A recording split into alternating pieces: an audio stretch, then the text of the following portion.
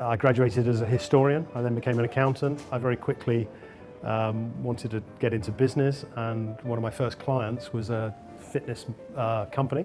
I joined that business and was running it by the time I was 27. Grew that business out to about 100 locations across the UK. And since then I've really loved the leisure sector.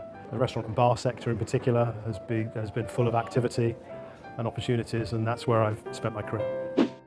I get a business plan a day, so I haven't got time to read acres of pages. Get the special thing about your project or your concept across quickly. I think it's really important for me to understand the background of the people. So once I've understood what they're trying to achieve with their business, I really want to understand them as people.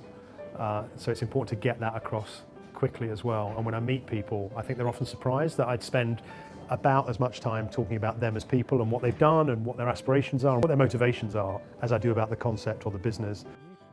Until you open, you don't know what you've got on your hands. And so the first restaurant, the first bar is really testing the product. It's testing your theory against what customers actually want to consume. And you can do all the research in the world, you can do all the planning, you can have the best people, but until you open the doors, you don't know whether people are going to buy it or not. So when I back a startup, I like the initial investment to be pretty contained. I like the entrepreneur to be clever about how they launch the first restaurant.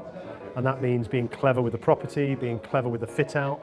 And I can give you examples where we've launched restaurants for really quite small amounts of money, less than a couple of £100,000. And once restaurants get established, they can be spending millions.